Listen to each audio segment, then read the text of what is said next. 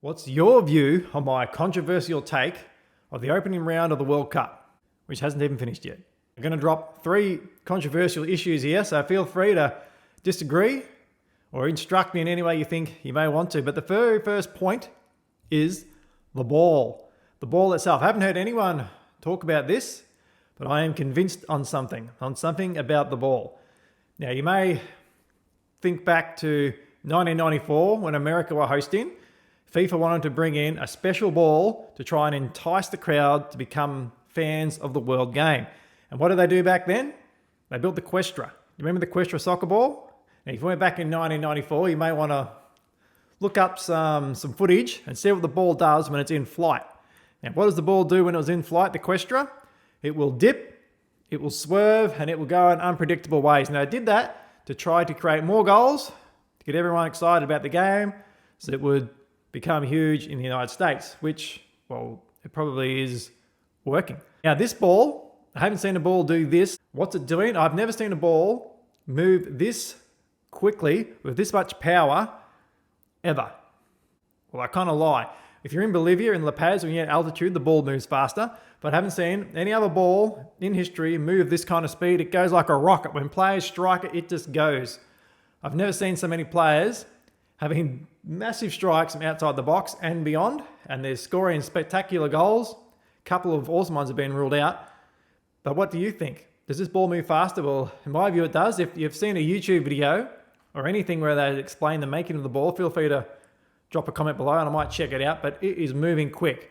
Now, if I was a coach, I would tell my best strikers of the ball, who have the most power, to say, look, if you've got a bit of space and it opens up for you, just take a crack because this ball is moving.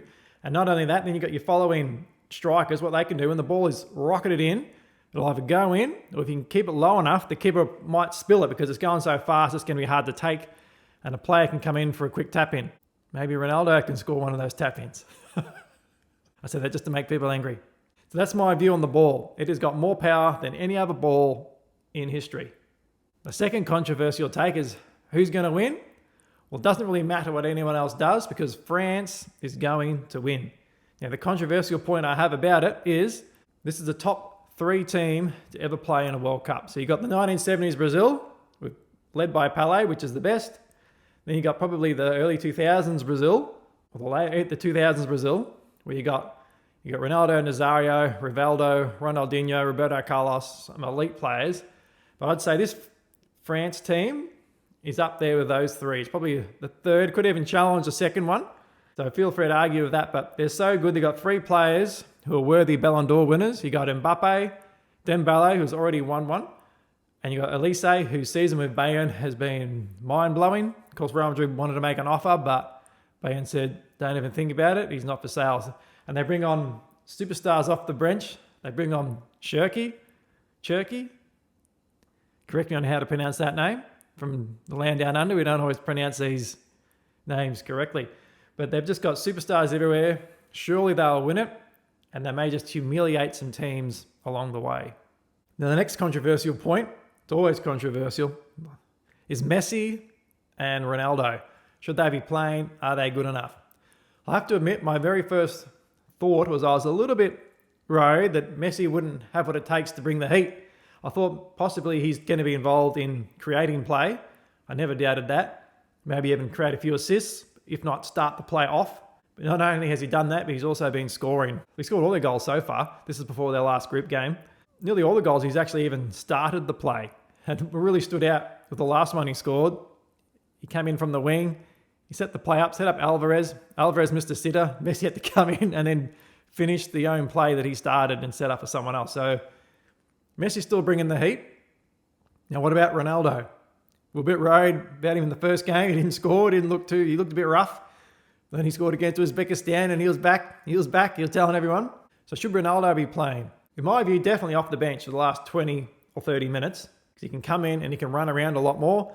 And then if it goes to extra time in the KO stage, you've got him for the whole half hour plus the penalty shootout, and he's an elite penalty taker. But the reason why he can play a whole game is because he doesn't have to hardly move.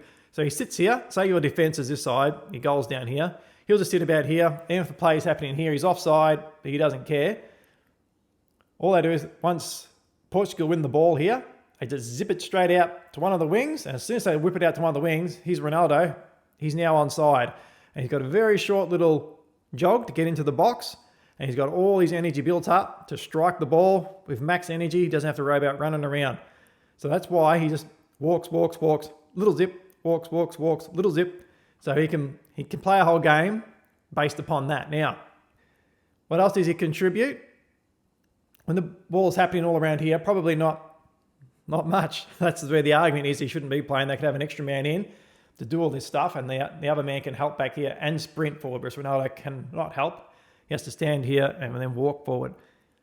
He can provide some help for defending the corner because he's a great header of the ball. I'm not sure if he would go back, but when he does, he's a brilliant header. No one can deny that. So that's the argument with Ronaldo. So who brings more? For me, Messi is still bringing more because he's back here and he can start these little plays off with a creative little pass here. It's not even an assist. You don't forget it. Numbers don't mean that much, but he can start the little plays off with these little creative balls. Sometimes he even creates an assist. He just walks around as well, but because he can come back a bit and start these little plays off, he offers just that little bit more. I'm not one of those people who loves Messi, thinks Ronaldo's useless, loves Ronaldo, thinks Messi's useless. I love them both, but I do think Messi is the only one who can compare to Pelé and Maradona. Messi, Pelé, and Maradona are the three geniuses in history, but Ronaldo is still elite, and he's going to score a few goals. Now, the third controversial point is some long shots. I think the USA are a good long shot. They've got a good coach, and the humble players are doing exactly what the coach says. They don't argue with him, but they're following the exact instructions, and that's why they're producing results. Now, they easily beat Australia by making their first passes from inside the centre circles. Here's the centre circle, and you've got those. You see the grass is mowed to go along the centre circle, and they made their critical passes from here, and they zip it out to the wings. And when you do that, you go past the low block of 5 defenders quite easily. And there's tons of space in here behind the Aussie defence, and they were able to create chances. And that's how they easily beat Australia. The second half, they didn't try because Australia didn't try. They've got the emotion too of being a host nation. They have their anthem, then some big Apache helicopters go flying over the top. They've got Tom Cruise, Maverick in the crowd.